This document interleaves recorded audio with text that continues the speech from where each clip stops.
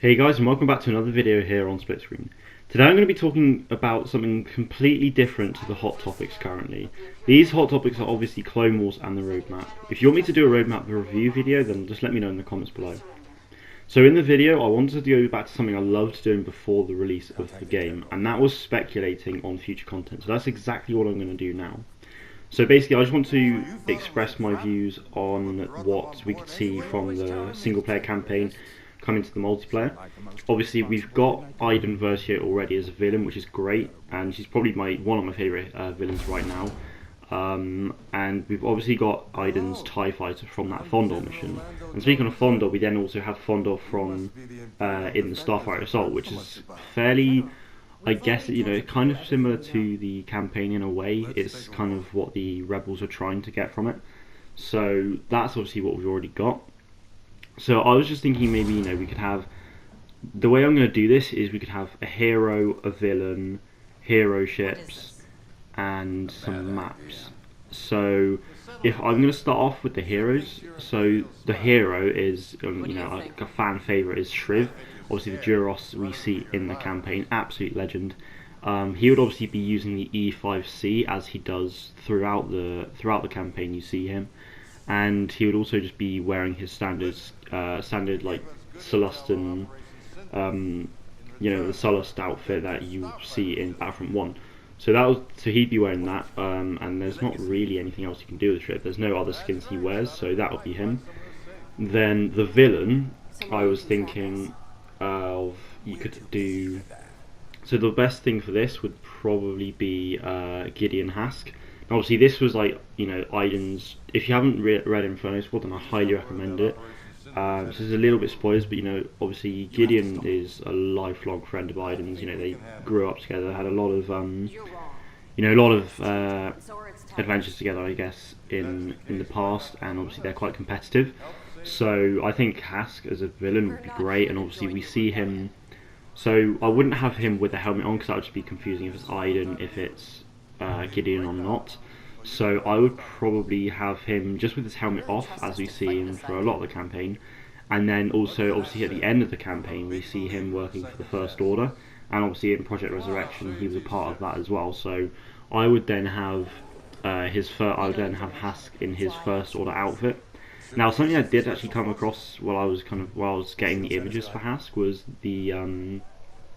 was an image that was when Hux was giving a speech in Force Awakens. It was as if the guy in the background was Hask, and it was just a red circle. But I just don't understand. Like, it would not be Hask, and the reason for that is because he was on a Star Destroyer at the time of the. He was actually. Was he on the Star? I think. Hang on. He was on Vardos at the time of the Starkiller base laser being fired, so he can't obviously then be there. So that was just kind of debunking that. So the heroes are obviously Shriv and Hask, with 2 skins for Hask and just the 1 standard skin for Shriv. So a hero ship, I guess you could have. I mean, maybe you could have Hask in his Time Scepter that he uses at the end of the campaign as a villain ship. That would be pretty cool. So obviously that's for Starfighter Assault. And then another hero ship would be, this might sound a bit strange, but I would have Leia's N1 Starfighter as a hero ship as well. Some people might be saying, oh, if you've got Hask, bring Shriv in an X-Wing or whatever, but I just feel like because, we've already got an X-Wing as a hero, so I just kind of feel it would be a bit weird, kind of boring, I guess, to see that. So if we could see Leia in her M1 Starfighter, that would be pretty awesome. Now, on the topic of starfights and things, there would obviously be a starfighter map. Now, this would be of Naboo, so this would be Space of Naboo, as you see in the campaign right now. The way we would do it is you would have to destroy like 6 Operation Cinder satellites. After you've done those satellites, you then have 2 stages where you have to destroy the Star Destroyer. So firstly, you knock out its shields, and then after the shield you destroy its bridge. So it's kind of similar to how Battle Station worked in Battlefront 1.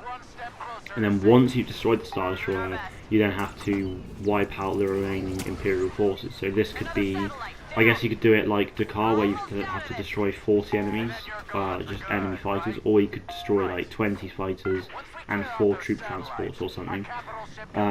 So that's the Starfighter Assault mode and the heroes, and finally we have Galactic Assault or Conquest kind of mode. So the map we would have for this is Vardos. Now Vardos is, just looking at it, is such a nice planet. It would be, honestly, it would be so great to see it. And in one of the, I think it was the first trailer we saw, we did see an AT-AT with stormtroopers walking through like central Vardos.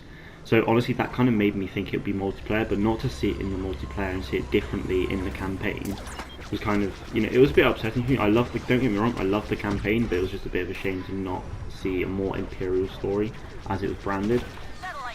So yeah, I would have Vardos. I'm not too sure how it would work. I guess you could march an AT-AT down the streets of Vardos to the central building, but I don't really know how it would work. But we'll think about it and maybe get it to you on Discord or in a stream sometime. We'll try and discuss it there.